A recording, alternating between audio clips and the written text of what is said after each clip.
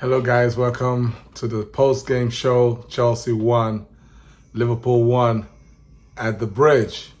Guys, after all the drama that preceded this game with regards to the transfer, the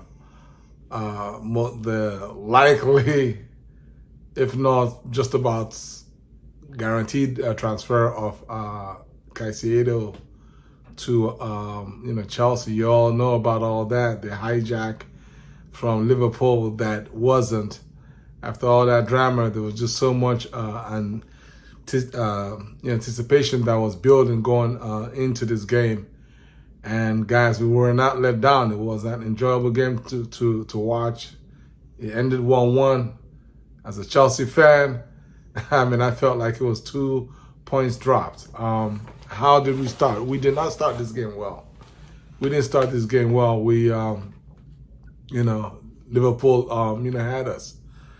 I believe we came out playing 5 at the back. We had 3, center backs, Levi Colwill, Thiago Silva, and Disassi. And then, of course, we had Chilwell at left wing back and Reece James at right wing back. In the midfield was Enzo and Gallagher, and they provided support to Chukwuemeka and Raheem, and then of course Jackson up top. That was the setup, and it was a bit of a head scratcher because we've been watching Chelsea throughout the preseason, and more often than not, like I believe every game we started in a 4-2-3-1. So it would look like that was exactly what's going to be happening, 4-2-3-1. I know that every once in a while in preseason, Pochettino did flip into like a 5 at the back setup, but it wasn't really anything that anybody kind of took too seriously as a serious option. I just kind of saw it as a possible in-game tactical switch, and not as the main formation of choice for Pochettino. So I was surprised when we came out in that setup, and it took our guys a while to get to grips with their roles, their responsibilities in the setup. Whereas Liverpool came out in their normal 4-2-3-1 setup. You had Zobo playing right next to Callister, and so it was pretty straight set up in a very nice way. And so they were able to they knew exactly where the guys were. You saw that they had the chemistry coming out of the gates, and it affected us because we kind of had to sort of play in a reactive way as opposed to play out of instinct. And the first 25 to 30 minutes was rough, and we were lucky. Let me say it again, we were very lucky to still be in this game after 25, 30 minutes. I mean, Liverpool should have been ahead by at least 2 or even 3 goals. Salah had one that he had rifled off the crossbar off his weaker right foot. And we were lucky on that one. Then a few minutes after that, Salah again, brilliant with the inch perfect pass to Diaz, and Diaz finish was exquisite, right? It was picture perfect. 1-0 Liverpool. I mean, there's some things when it happens, even when it happens against your team, you just got to clap, because that thing was executed perfectly. I was like, whoa, this is looking rough.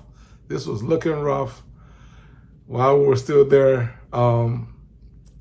scratching our heads and trying to figure out what's going on and what's going to happen.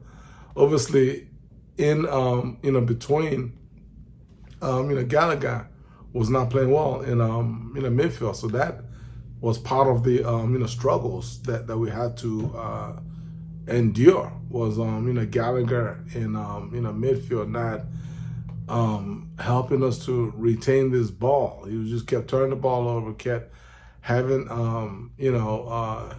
indecision in his passing. When you play that role, you got to be quick. Before the ball comes, you know where it is going, and you let it go. I mean, like, you have to have your head on a swivel, right? So you know where the opening is coming from. So you know which way you can turn and which way you can pass to. All that is already figured out long before you got the ball. And that's, for me, Gallagher is still a player who's still trying to learn the role. I mean, what he has going for him is energy, desire, never say die. He loves his club. He has all that. I mean, he can play. He does have ability, but I think overall, the overall instinct is lacking. And whether he's going to get that, whether he's not going to get that, how long it's going to take, I don't know. But let's keep on moving. So after Liverpool deservedly went up 1-0, then the next moment was a beautiful, beautiful piece of play that ended up with Salah being freed up. I'll be honest, I haven't gone back to look at the replays to figure out who actually released Salah on that through pass. It has to be either McAllister or Zobo. I mean, those guys were running things in the first half, in the first 30 minutes. They freed up Salah. Salah looked like he had beat the offside. Actually, I thought he beat the offside trap, I'll be honest. He didn't look offsides to me, and he, of course, Salah, one-on-one, you might as well just go ahead and chuck that in. That's exactly what happened. Salah chipped our goalie. It was 2-0, or so we thought. We went to VAR, looked at it, and his head was just slightly beyond, I think, Colwell's, heel. And that basically, saved us. And I think that goal that was chalked up pretty much gingered our boys to life, and they started playing. We had won a corner kick that we then scored from header from Chilwell to Disasi. Disasi opened up his account, and you all saw how much it meant to him to score that goal, especially on the backdrop of the fact that Diaz was pretty much beat him on the back post for their goal. So it was a good piece of redemption for Disasi. Then it ended up 1-1 at halftime. I think from that goal, we actually took over. We did have Chilwell had the ball in the back of the net. I think a few minutes after that goal, brilliant play from Enzo, sweet pass. Chilwell, rounded Alisson, and used his right foot to tuck that one away. It looked like it was 2-1, like we're now flying. We're gonna grab these 3 points, but nope. VAR, I looked at it when you froze it on the replay. Yeah, it looked almost just like the Salah deal, where he was just slightly offside, and that was the right call. So it was chalked off. So it went back to 1-1. We all went to halftime. Came out in the second half. It was pretty much all Chelsea. The second half was all Chelsea, and with Klopp just making subs, trying to find a way to regain control of midfield. It was obvious that Pochettino's off-season fitness program. Pochettino's fitness program is already beginning to yield dividends. We already began to see the positive effects of the hard work that Pochettino has put the boys through. Now, for me, it appears that one of the players kind of did not get the memo. One, maybe two, if you want to call it really two, to be fair. But the first one is Raheem. Raheem ran out of gas after 65 minutes. Raheem was done. He was finished. He couldn't run. Any ball on the offense, it was just back pass. And then on defense, Raheem would not even on defense, Raheem would not even track back. He wouldn't even track back. He was so tired. He was done.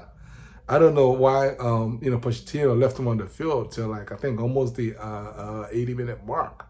I mean, this guy should have been subbed right around the 60-minute mark.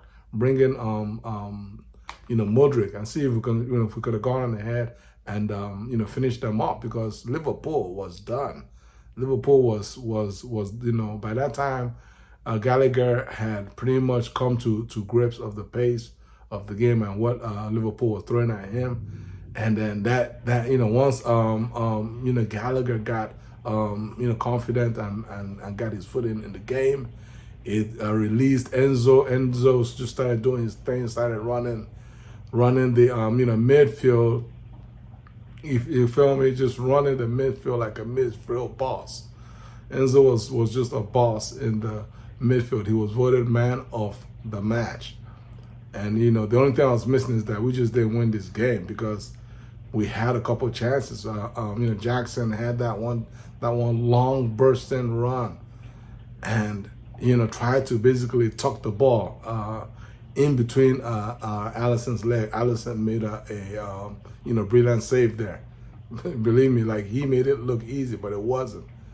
And then the last one was I believe in injury time. Again, Jackson made a heck of a run with the ball, held off about 2 or 3 Liverpool players, and just at the last opportunity, then slipped the ball to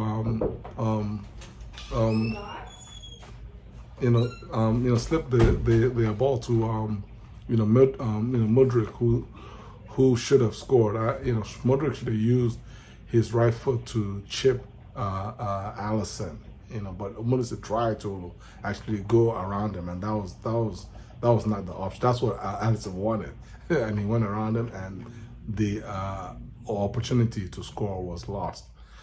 And so that's how that one ended, 1-1, guys. I mean, for me, 2 points dropped, but given all of the new faces, given all the drama, given where we actually came from, given the way that the boys are performed as a team, there's a lot of positives to take from this game and take this game on to our next game away at West Ham, which hopefully we'll go ahead and win that game, and just start moving onwards and upwards. Guys, take care. God bless you all. Peace.